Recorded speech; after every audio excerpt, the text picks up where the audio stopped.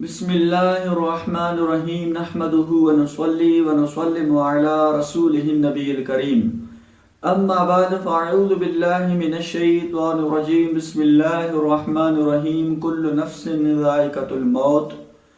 اللہ کریم جل جلالہ نے قرآن کریم برہان رشید میں ارشاد فرمایا کہ ہر نفس کو، ہر جان کو موت کا ذائقہ چکھنا ہے۔ موت ایک واحد ایسی چیز ہے کہ جس کا ہر کوئی شخص اقرار کر سکتا ہے کہ موت کے لیے ایک دن ضرور مقرر ہے۔ تو اس لیے آج یہ مناسب سمجھا کہ اس حوالے سے آج گفتگو کروں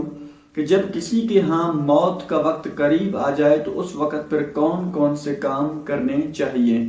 آپ توجہ کے ساتھ سنیں گے تو مجھے امید ہے کہ انشاءاللہ عز و جل آپ چند مسائل سیکھنے میں کامیاب ہوں گے۔ دیکھیں، جب کسی کے ہاں موت کا وقت قریب آ جائے اور علامتیں پائی جائیں تو اس وقت پھر سنت یہ ہے کہ اس شخص کا منہ جو ہے آپ قبلے کی جانب کر دیں، یعنی اس شخص کو سیدھی کروٹ پر لٹا کر اس کا منہ قبلے کی جانب کر دیں۔ یہ سنت مبارکہ ہے۔ اسی طرح پر جب تک اس شخص کی روح قبض نہ ہوئی ہو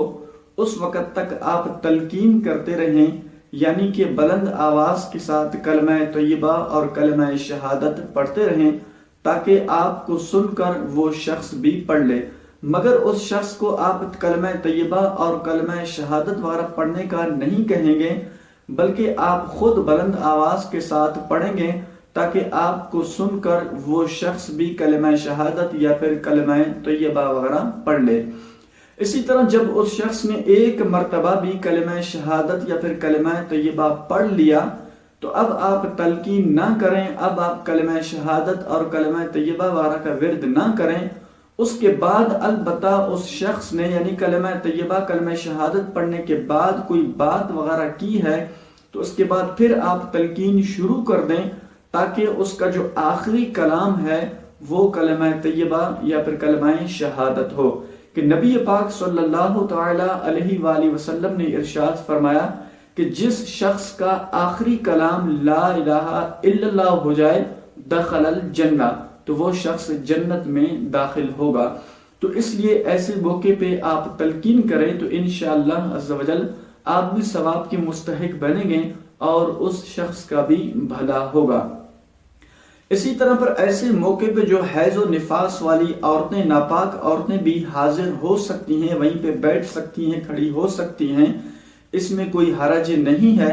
البتہ جس کا حیض اور نفاس کا خون منقطع ہو گیا، رک گیا، لیکن ابھی تک اس نے غسل نہیں کیا تو انہیں چاہیے کہ اس وقت وہ وہیں پہ حاضر نہ ہوں۔ یوں ہی جنبی شخص اور پھر گھر کے اندر تصویریں ہوں یا پھر کتا وغیرہ ہو تو ان چیزوں کو اس وقت آپ نکال دیں کہ اگر یہ چیزیں ہوں تو اس وقت پھر رحمت کے فرشتے داخل نہیں ہوں گے۔ تو اس لیے خاص اس موقع پہ آپ کوشش کریں کہ اگر اس طرح کی چیزیں ہوں تو آپ گھر سے فوراً نکال دیں۔ یوں ہی پھر اس وقت آپ اپنے لیے دعائیں خیر کرتے رہیں اور پھر اس شخص کے لیے بھی دعائیں کرتے رہیں کہ اس وقت جو بھی دعائیں کی جاتی ہیں فرشتے جو ہے ان دعاؤں پہ آمین کہتے ہیں۔ تو اس وقت آپ اپنے لیے بھی دعا کرتے رہیں اور پھر اس شخص کے لیے بھی دعا کرتے ہیں کہ اللہ اس شخص کو نزا کی تکلیفوں سے بھی محفوظ فرمائے،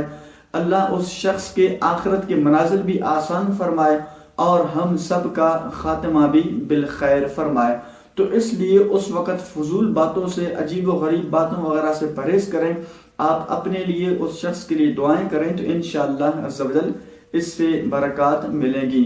یوں ہی پھر اس وقت نزا کی تکلیف میں اس شخص کو آپ دیکھ رہے ہیں تو اس وقت آپ سورہ یاسین کی تلاوت کریں کہ انشاءاللہ عز و جل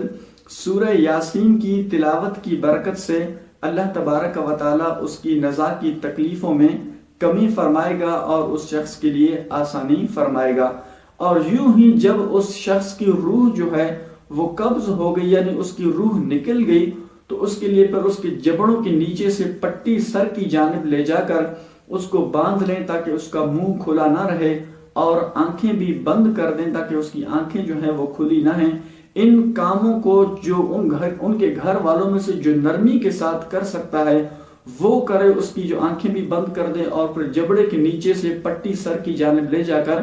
اس کا منہ بھی بند رکھیں تاکہ اس کا منہ وغیرہ بھی کھلا نہ رہے۔ تو اللہ کریم جل جلالہ کی پاک بارگاہ میں دعا ہے کہ مالک کریم ہم سب کا خاتمہ بالخیر فرمائے اور مرتے وقت ہمیں کلمہ طیبہ پڑھنے کی توفیق عطا فرمائے۔ وآخر دعوانا ان الحمد للہ